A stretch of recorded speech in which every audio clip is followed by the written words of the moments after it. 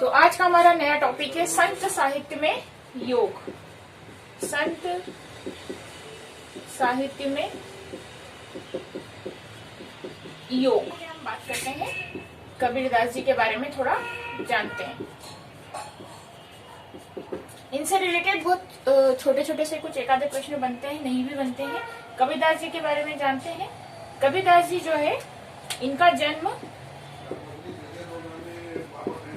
1398 ईस्वी में जो है कहाँ पर हुआ था? काशी में, लहरदाल काशी में इनका 1398 में जन्म हुआ था। और इनकी पत्नी का नाम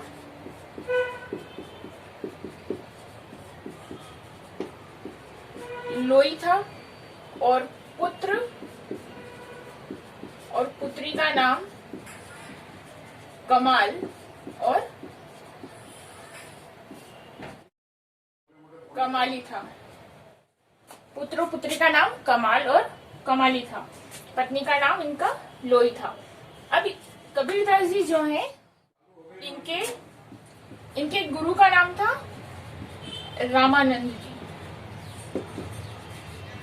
गुरु का नाम था रामानंद जी। और इनकी जो भाषा थी वो थी सदुक्कड़ी भाषा। ठीक है। इनका काम, ये क्या करते थे? जुलाही का काम करते थे। कबीरदास जी जो है वो जुलाही का काम करते थे। अब एक प्रश्न आता है, ये कब के थे? भक्तिकालीन युग के थे।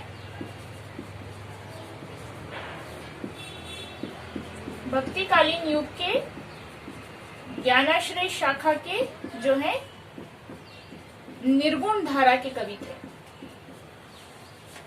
जो है ज्ञानाश्रय और निर्गुण धारा के जो है संत थे। निर्गुण धारा यानी कि जो किसको मानते थे? मानव धर्म को मानते थे।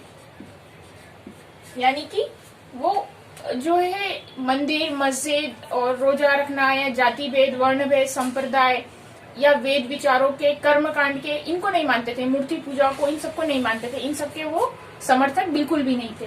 वो किसको मानते थे? नैतिक विचारों को, सत्य को, अहिंसा को, है ना, शिष्टाचार, जो नैतिक नियम है उनको, उनमें उनकी रुचि थी, वे उनको मानते थे, मानव धर्म को मानते थे।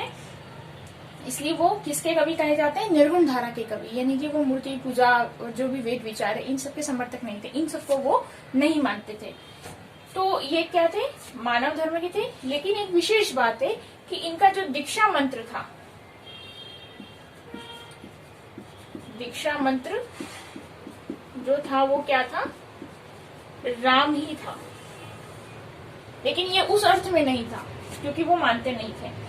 तो इनका जो दीक्षा मंत्र था वो क्या था? राम था। मानव धर्म को मानते थे, निर्गुण धारा के कवि थे, दीक्षा मंत्र इनका राम था और इनके गुरु का नाम भी क्या था? रामानंद जी। अब इनकी महत्वपूर्ण रचना के बारे में हम बात करते हैं। तो इनकी जो महत्वपूर्ण रचना है वो है बीजक। क्या है? बीजक। उसके भी वो 3 पार्ट में डिवाइडेड थी, साखी, सबद और रमेनी। तो हमने ये कबीरदास जी के बारे में पढ़ा। और इनकी जो मृत्यु हुई वो